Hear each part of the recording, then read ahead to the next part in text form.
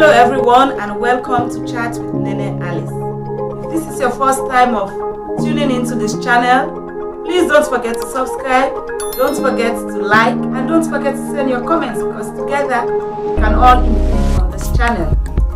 And also don't forget to hit the bell button because you will be the first person to know whenever I post. Okay? So just do that and you'll be good to go.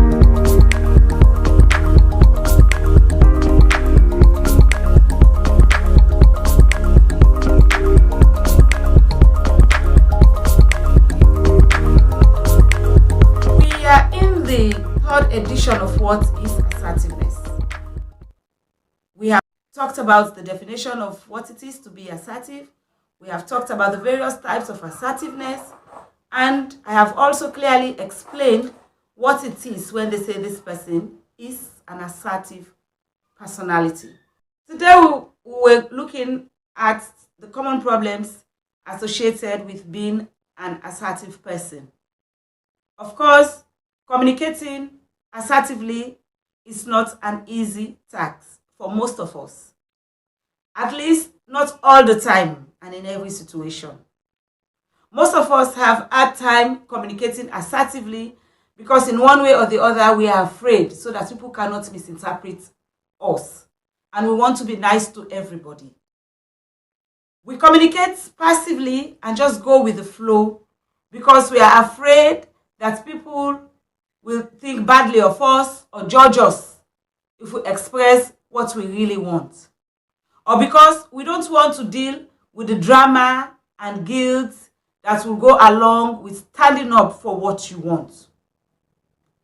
We communicate aggressively and put other people down because it makes us feel powerful and confident, and it alleviates our deeper insecurities.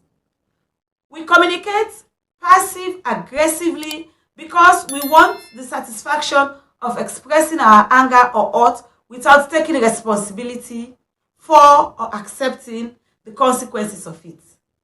In each case, we tend to avoid assertive communication because we are afraid of how we or others might feel as a result of us being assertive. And while employing one of these three less optional styles, which may help us avoid conflict or negative feeling in the short term, they almost always lead to negative results in the long term. In the passive style, we feel chronically dissatisfied with ourselves, ashamed that we can't stand up for what we want or believe, which leads to increasingly low self-confidence and self-esteem. If you go back to the previous editions, I have talked about what it is when you talk about self-esteem. So if you are a passive assertive personality, most of the time you are dissatisfied with yourself, or you think people are stepping on your self-esteem, or you think people will look at you as somebody who have low self-confidence. Okay? In the aggressive style, we become socially isolated. People isolate us. And even sometimes we are depressed because we think people in our lives are afraid to interact with us. And as such, sometimes people do not want to open up to us. And people think that we are inaccessible or we cannot be approached, to have a conversation with. In the passive-aggressive style, people lose trust in us.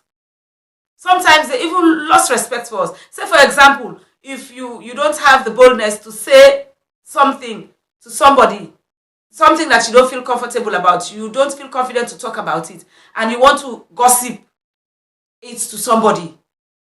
When they eventually know about it, you feel ashamed of yourself. And people will lose trust in you. And sometimes you feel frustrated or you feel irritated because indirectly somebody is avoiding your behavior.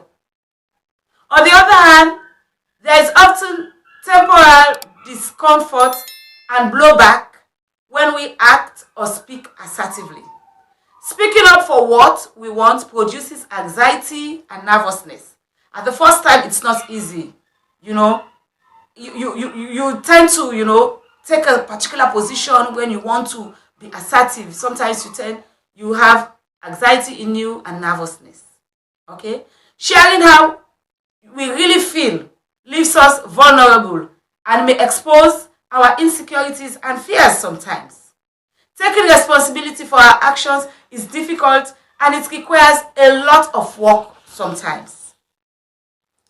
The initial discomfort of you being assertive can be even stronger when people in our lives aren't used to us acting that way.